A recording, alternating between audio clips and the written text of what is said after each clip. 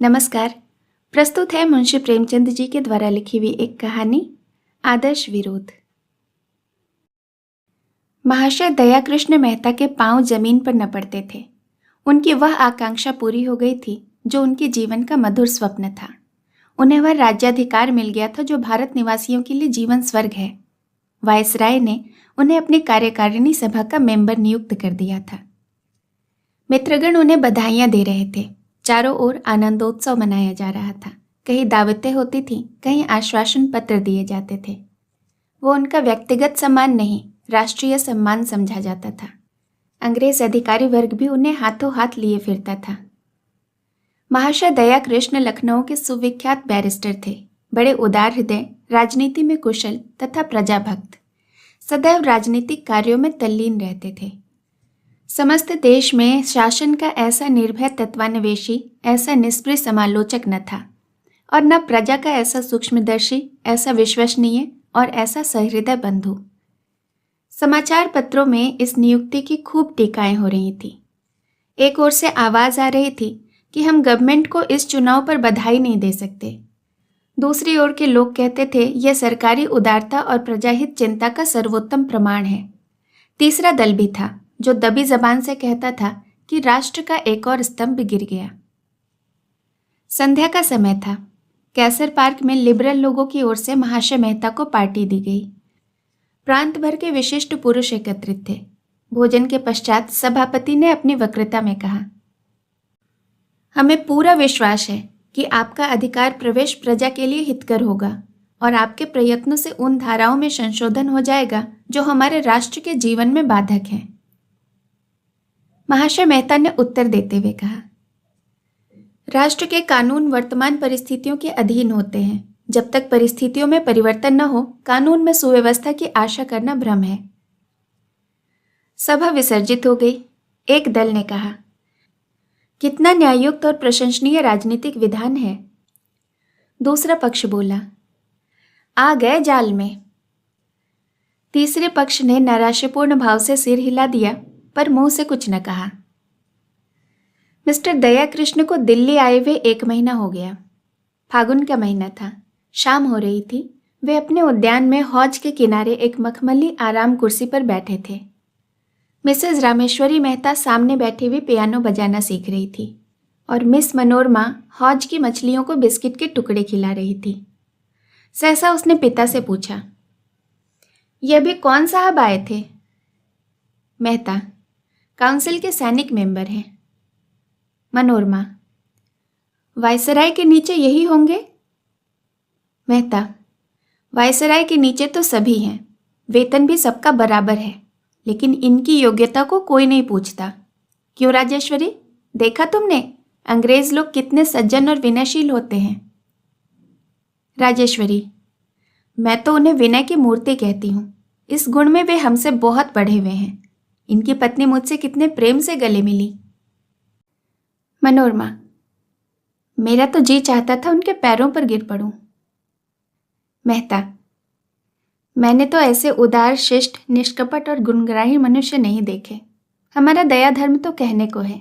मुझे इसका बहुत दुख है कि अब तक क्यों इससे बदगुमान रहा। सामान्यतः इनसे हम लोगों को जो शिकायतें हैं उसका कारण पारस्परिक सम्मिलन का न होना, एक दूसरे के स्वभाव और प्रकृति से परिचित न होना है। राजेश्वरी, एक यूनियन क्लब की सख्त आवश्यकता है जहां दोनों जातियों के लोग साथ उठे बैठे और एक दूसरे को जाने। मिथ्या द्वेष मिटाने का यही एकमात्र उपाय है। मेहता, हाँ, मेरा भी यही विचार है। फिर घड़ी देखकर 7 बज रहे हैं। व्यवसाय मंडल के जलसे का समय आ गया। भारतवासियों की बड़ी विचित्र दशा है। ये समझते हैं कि हिंदुस्तानी मेंबर काउंसिल में आते ही हिंदुस्तान के स्वामी हो जाते हैं और जो चाहे स्वच्छंदता से कर सकते हैं। आशा की जाती है कि वे शासन की प्रचलित नीति को पलट दें, नया आकाश, नया सूर्य बना दें। उन सीमाओं पर विचार ही नहीं किया जाता जिसके अंदर मेंबरों को काम करना पड़ता है। राजेश्वरी, इसमें उनका दोष नहीं है। संसार की यही रीति है। लोग अपनों से सभी प्रकार की आशा रखते हैं और अब तो काउंसिल के आधे मेंबर हिंदुस्तानी हैं। क्या उनकी राय का सरकार की नीति पर कोई असर नहीं हो सकता? अवश्य हो सकता है और हो भी रहा है। किंतु कुछ नीति में परिवर्तन नहीं किया जा सकता। आधे नहीं, अगर सारे मेंबर भी हिंदुस्तानी हो तो भी ये नई नीति का उद्घाटन नहीं कर सकते। वे कैसे भूल जाएं कि काउंसिल में उनकी उपस्थिति केवल सरकार की कृपा और विश्वास पर ही निर्भर है। इसके अतिरिक्त वहां आकर उन्हें आंतरिक अवस्था का अनुभव भी होता है और जनता की अधिकांश शंकाएं असंगत प्रतीत होने लगती हैं। पद के साथ उत्तरदायित्व का भारी बोझ भी सिर पर आ पड़ता है। किसी नई नीति की सृष्टि करते हुए उनके मन में यह चिंता उठनी स्वाभाविक है कि कहीं उसका फल आशा के विरुद्ध न हो। यहाँ वस्तुतः उनकी स्वाधीनता नष्ट हो जाती है। उन लोगों से मिलते हुए भी वे झिझकते हैं जो पहले इनके सहकारी थे, पर अब अपने उच्छृंख विचारों के कारण सरकार की आंखों में खटक रहे हैं। अपनी वक्रताओं में न्याय और सत्य की बातें करते हैं और सरकार की नीति को हानिकारक समझते हुए भी उसका समर्थन करते हैं। जब वे इसके प्रतिकूल कुछ कर ही नहीं सकते तो इसका विरोध करके अपमानित क्यों बने? इस अवस्था में तो यही सर्वोचित है कि शब्दाडंबर से काम लें और अपनी रक्षा करें। और सबसे बड़ी बात तो यह है कि ऐसे सज्जन उदार नीतिज्ञ शुभचिंतकों के विरुद्ध कुछ कहना या करना मनुष्य और सद्भाव का गला घोटना है। ये लो, मोटर आ गई। चलो, व्यवसाय मंडल में लोग आ गए होंगे। वे लोग वहां पहुंचे तो करतल ध्वनि होने लगी। सभापति महोदय ने एड्रेस पढ़ा जिसका निष्कर्ष यह था कि सरकार को उन शिल्प कलाओं की रक्षा करनी चाहिए जो अन्य देशीय प्रतिद्वंदिता के कारण मिटी जाती है। राष्ट्र की व्यावसायिक उन्नति के लिए नए नए कारखाने खोलने चाहिए और जब वे सफल हो जाएं तो उन्हें व्यावसायिक संस्थानों के हवाले कर देना चाहिए। उन कलाओं की आर्थिक सहायता करना भी उनका कर्तव्य है जो अभी शैशवावस्था में है, जिससे जनता का उत्साह बढ़े। मेहता महोदय ने सभापति को धन्यवाद देने के पश्चात सरकार की औद्योगिक नीति की घोषणा करते हुए कहा, आपके सिद्धांत निर्दोष हैं, किंतु उनको व्यवहार में लाना नितांत दुस्तर है।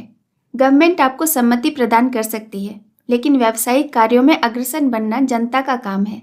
आपको स्मरण रखना चाहिए कि ईश्वर भी उन्हीं की सहायता करते हैं जो अपनी सहायता आप करते हैं। आप में आत्मविश्वास, औद्योगिक उत्साह का बड़ा अभाव है।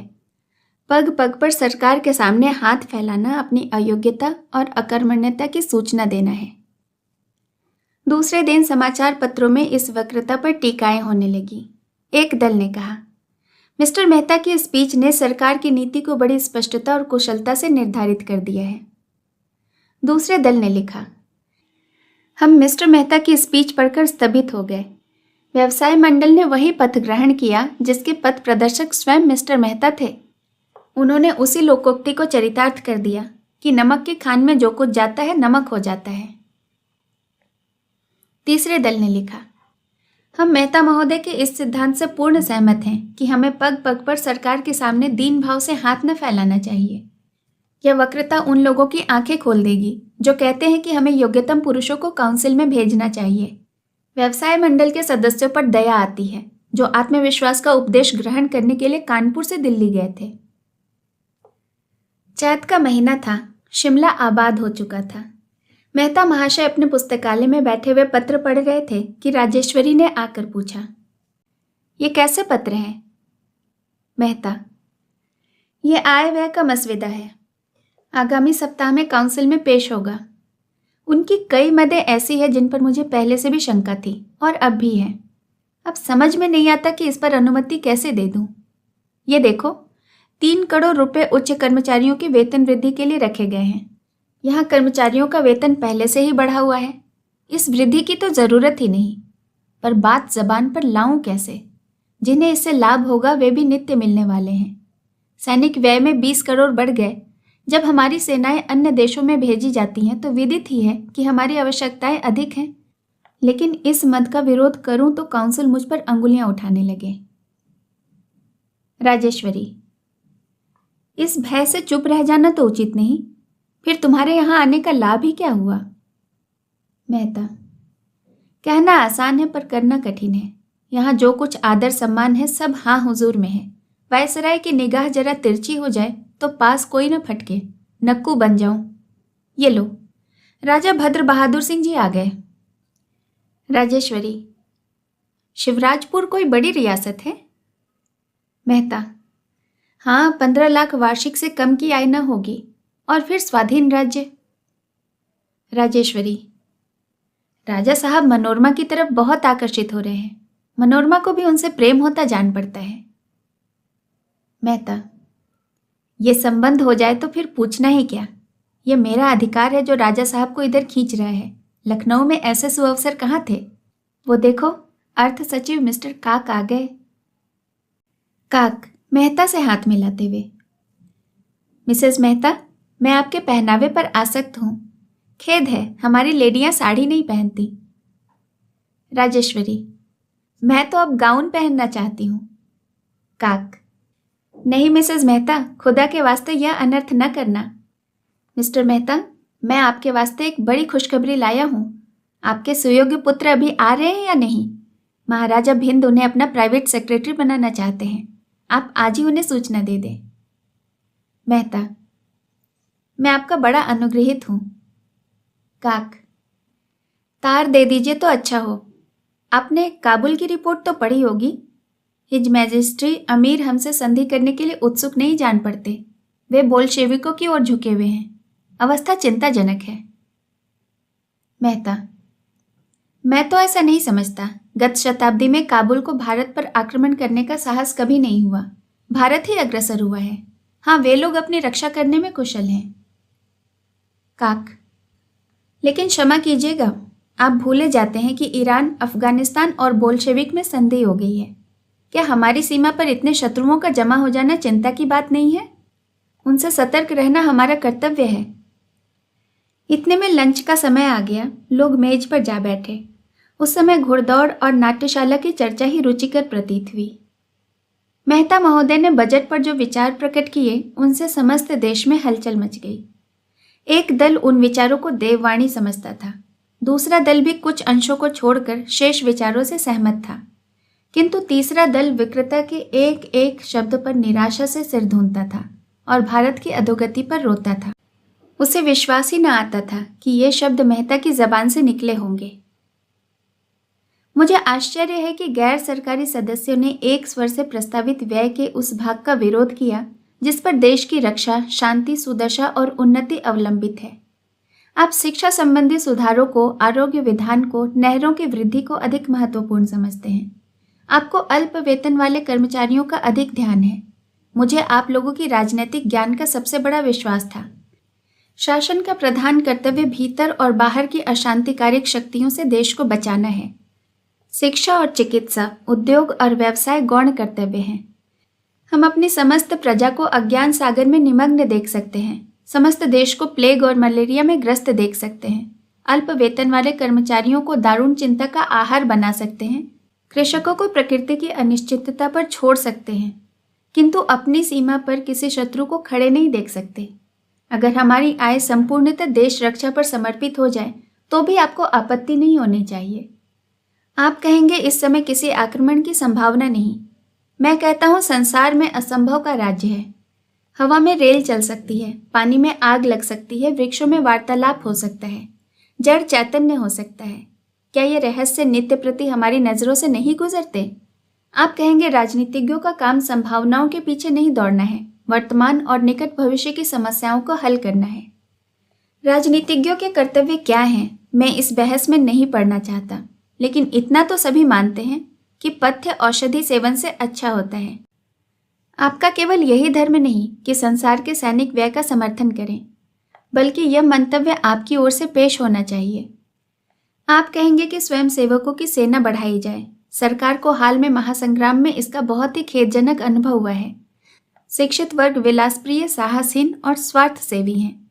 देहात के लोग शांति प्रिय, संकीर्ण हृदय और गृह सेवी हैं। उनमें वह आत्मत्याग कहाँ, वह वीरता कहाँ, अपने पुरखों की वह वीरता कहाँ?